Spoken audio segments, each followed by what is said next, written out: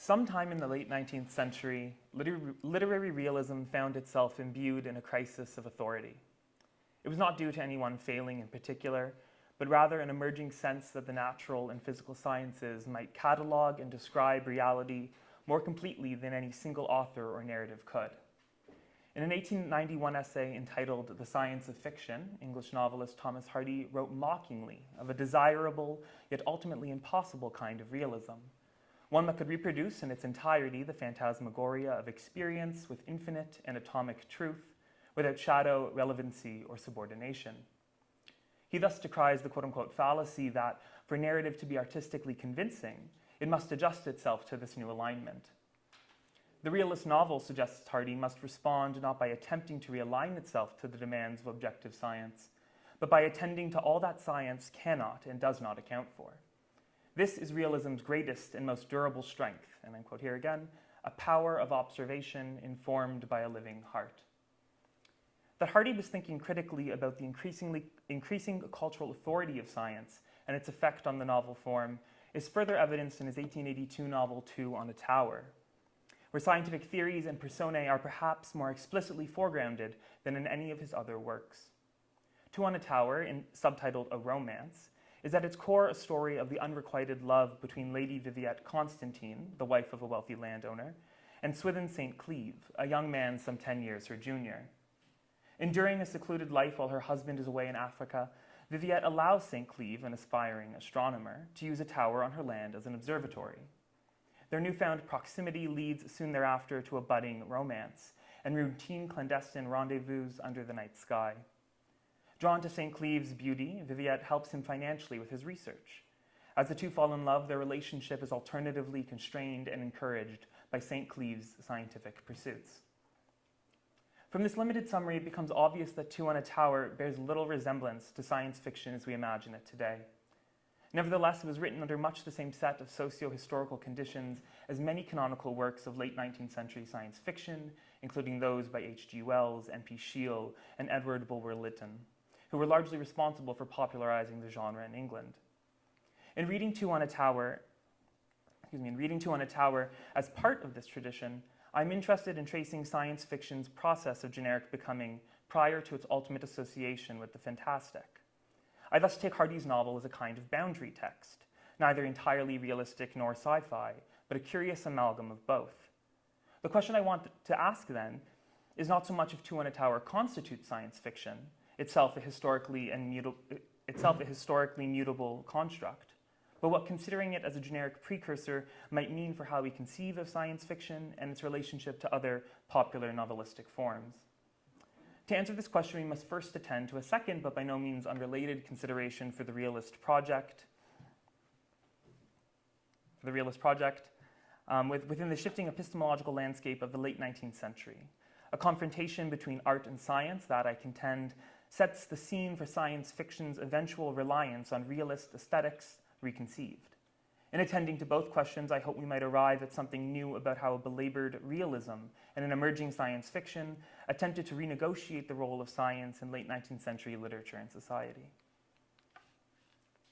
So theorists of Victorian realism have long attempted to deconstruct the realist's commitment to the real by analyzing it alongside the rise of objective science. A common vein of this criticism suggests that the realist novel felt obligated to, and even anxious of, meeting the new demands of mechanical objectivity, an ethos that the historians of science Lorraine Daston and Peter Gallison describe as a concerted attempt to, quote-unquote, represent the willful intervention of the artist-author and to put in its stead a set of procedures that would move nature to the page through a strict protocol, if not automatically. Theorists of realist aesthetics promulgated by everyone from Roland Barthes to Ian Watt confirm this position, tracing in minute description and authentic report of human experience the realist's commitment to near empirical specificity. The notion that realism is a primarily documentary form extends as far back of the naming of realism itself. Writing in 1856 at the dawn of the realist movement, George Eliot defines realism as, quote, the doctrine that all truth and beauty are to be obtained by a humble and faithful study of nature, and not by substituting vague forms, bred by imagination, on the mists of feeling. Eliot's language of substitution casts realism and the novelist's commitment to it as a binary. The realist can choose to study nature faithfully, as a scientist might, or alternatively, substitute reality for imagination. The imaginative or feeling story does not necessarily make for a bad narrative, just an unrealistic one. If realism, a genre itself as mutable as science fiction, can be said to have any unifying aesthetic, it might be the principle of verisimilitude. The realist novel's commitment to verisimilitude is not, however, a commitment to a single aesthetic, but a diversive constellation of aesthetics employed contingently in response to changing definitions of the real. I think George Levine is right when he suggests that Victorian realism is not a quote-unquote solidly self-satisfied vision based in a misguided objectivity and faith in representation, but an ongoing and self-conscious attempt to explore the changing parameters of reality as understood at various historical junctures. George Eliot was herself not beholden to the realist project she spells out in her above definition, experimenting with a number of more imaginative narrative modes that by no means resemble the faithful study of nature. It is more useful to our purposes to think of realism along the lines of what Carolyn Levine has called a laboring aesthetic, defined not by its result, the completed realist narrative, but by the author's attempt to fashion it into existence. This view of realism as process accords with what Audrey Jaffe terms the quote-unquote realist fantasy, or reading for what a novel, or given novel, wants from the idea of the real. If we can imagine the realist novelist as laboring toward a vision of reality that seeks to assume or project, a vision of reality that it seeks to assume or project, then we might also imagine how the then new episteme of mechanical objectivity reshapes that labor. Few doubt that Thomas Hardy is a realist, and yet his fiction, especially in his late novels, emerge at a moment in which the value of realism comes under new and intensifying scrutiny. In the science of fiction, Hardy decries the term realism for the very same reason Eliot lauds it, suggesting that its contemporary connotations have drifted, quote, very far from truly expressing the aims and methods of conscientious and well-intentioned authors who attempt to narrate the verite vraie, end quote. To illustrate this, I want to look at a single passage from Two on a Tower that exemplifies both Hardy's revisionist realism and how that process is tempered or else influenced by concurrent demands of empirical science. Early in the novel, Lady Constantine stands at the foot of the tower. Both she and the reader are seeing it up close for the very first time. Here's how the narrator describes it. It had been built in the Tuscan order of classic architecture and was really a tower, being hollow as steps inside. The gloom and solitude which prevailed round the base were remarkable. The sob of the environing trees was here expressively manifest, and moved by the light breeze, their thin, straight stems rocked in seconds like inverted pendulums. While some boughs and twigs rubbed the pillar sides or occasionally clicked in catching each other. Below the level of their summits, the masonry was lichen-stained and mildewed, for the sun never pierced the moaning cloud of blue-black vegetation. Moss pads grew in joints of the stonework, and here and there shade-loving insects engraved on mortar patterns of no human style or meaning, but curious and suggestive. Above the trees, the case was different. The pillar rose into the sky, a bright and cheerful thing, unimpeded, clean, and flushed with sunlight. For Hardy, the laboring aesthetic of realism lies not in faithful study or definite description as it did for Eliot, but in an author's ability to render, quote, readers, quote, more accurate delineators of human nature than many another twice their powers and means of external observation, but without that sympathy, end quote. One can imagine Hardy's language speaks back directly to those virtues of mechanical objectivity on which late 19th century science prided itself, namely the notion that an observer can stand entirely outside their object of analysis. A scientific realist might describe the column in greater detail, might paint a more accurate landscape of its stately decay, or the surrounding vegetation, or of their hues in the midday sun. But it is also the site at which St. Cleeve will make the first of his scientific discoveries that, in time, lead him away from his love and doom the pair ultimately to unhappiness. All of this is, of course, unknown to Lady Constantine, but sympathetic readers need to simultaneously hold in their minds the passage's descriptive and affective registers. The tower comes into focus, is made to feel real through its association with real emotions. We might call this an incontestable verisimilitude, where truth is not empirical but referential, charged with an emotive force with which description, however vividly rendered, cannot alone account. Incontestable verisimilitude does not entirely circumvent the demands of objective science. Rather, we might think of it as embracing those demands with an addition. The description of the tower, offered here in the third person, still employs an ostensibly impartial narrator that calls forward various images that bring the scene into existence. The image is entirely plausible in and of itself, and Hardy in the novel's preface goes as far to remark that the setting is drawn from, quote, 2 real spots in the part of the country specified, each of which has a column standing upon it.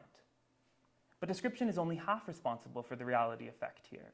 The claim to verisimilitude is predicated on the inclusion of an affective dimension entirely particular to the unfolding circumstance. The emotive force of the passage is thus, it might be said, unaccountable, lying outside automatic description and requiring the subjective voice of the narrator to relate the image through Lady Constantine's eyes. We might call this a counter-aesthetic to the purely descriptive kind of realism advocated by mechanical objectivity, one that does not attempt to escape the human, but posits it as essential to accurate description. Okay, so what might you be asking has any of this to do with science fiction? How might Hardy's renegotiation of realist aesthetics bear on concurrent attempts to devise a literature of science? And so I want to ask if we are, one back, there we go. What might you be asking has any of this to do with science fiction? How might Hardy's renegotiation of realist aesthetics bear on concurrent attempts to devise a literature of science?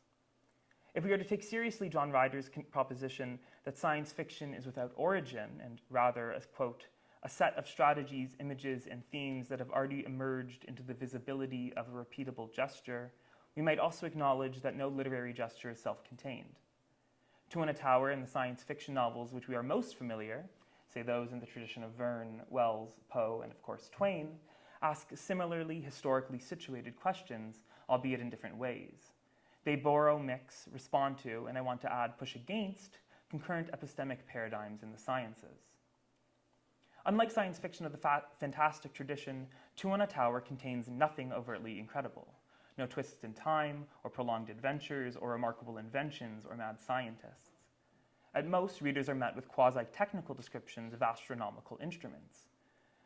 But if Hardy's preface is of any instruction, we might understand his oblique engagement with science as an opportunity to, quote, set the emotional history of two infinitesimal lives against the stupendous background of the stellar universe, and to impart to readers the sentiment that of these contrasting magnitudes, the smaller might be greater to them as men, end quote.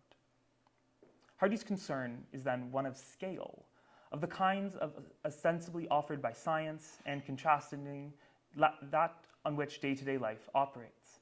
We might also understand this as a shift in register, or as a movement between the particular insights of human emotion and the capaciousness of scientific learning. Take, for example, the following scene. This one's right. Shortly after they are secretly married, St. Cleeve and Lady Constantine sit across from one another at the village church. Their differences in age, gender, and rank forbid them from openly revealing their relationship. Amidst this silent longing, the narrator offers St. Cleeve's thoughts on seeing and yet being unable to interact with his new wife. And I won't read the entire quote, but you can read it, but I'll point you to the parts that I'm most interested in. So at the end of the first paragraph, St. Cleeve is perhaps a trifle depressed at the impossibility of being near Vivette in this, her one day of gaiety. And then again at the end, he continues on about how he's feeling depressed, and then at the end, but with the motion through the sun and air, his mood assumed a lighter complexion. On reaching home, he remembered with an interest that Venus was in a favorable aspect for observation that afternoon. Like the description of the tower, the quote-unquote realism of this passage lies in the narrator's attention to St. Cleeve's contradictory emotions. And yet St. Cleeve's turn to science as a respite from dejection suggests a greater relevance to the contrasting magnitudes of astronomy and human plight. In a world where the heavens might be entirely knowable, says objectivity, St. Cleeve hardly pauses to consider all that he does not know. When science does come to figure in the narrative, it does so not at the cost of emotional complexity, but endowed with its own effective weight. The difference then between Hardy's fiction of science and science fiction as we know it today is how either define the incontestable and incontestable verisimilitude. In science fiction of the fantastic tradition, the incontestable is often depicted at scale, the quintessentially large magnitudes of space travel and monstrous entities. And here I'm thinking particularly in the British tradition. I've learned a lot today about how Twain complicates that. To convincingly describe a visit from the Martian race, a common trope in English science fiction is to render that incredible occurrence possible. Its verisimilitude rests not in real Martians having to visit Earth, but in convincing readers of the plausibility of such a scenario, however incredible. Xiaoyang Chu offers a particularly persuasive theory of science fiction in a similar vein, suggesting that all science fiction mixes reference entirely amenable to representation with those that are cognitively estranging. The latter, neither totally knowable nor unknowable, encompass the sublime, including outer space, virtual entities, including cyberspace, realities imperceptible to the human brain, like the fourth dimension, and events so overwhelming that they escape immediate experience. Two on a Tower lies on a similar sense of the strange, but as it is applied to the inexplicability of human emotion. What is strange for Hardy, Lady Constantine's submission, St. Cleeve's somewhat passive apathy, is so because it is personal and particular, neither totally knowable nor unknowable, but incontestably versimilar. With this in mind, we might apply Chu's definition of science fiction to Two on a Tower. So it's quoted below there. We might apply Chu's definition of science fiction to Two on a Tower and find that, with slight alteration in how we imagine scale, it fits well. As she writes, science fiction is distinguished by its capacity to perform the massively complex representational and epistemological work necessary to render cognitively estranging reference available both for representation and for understanding.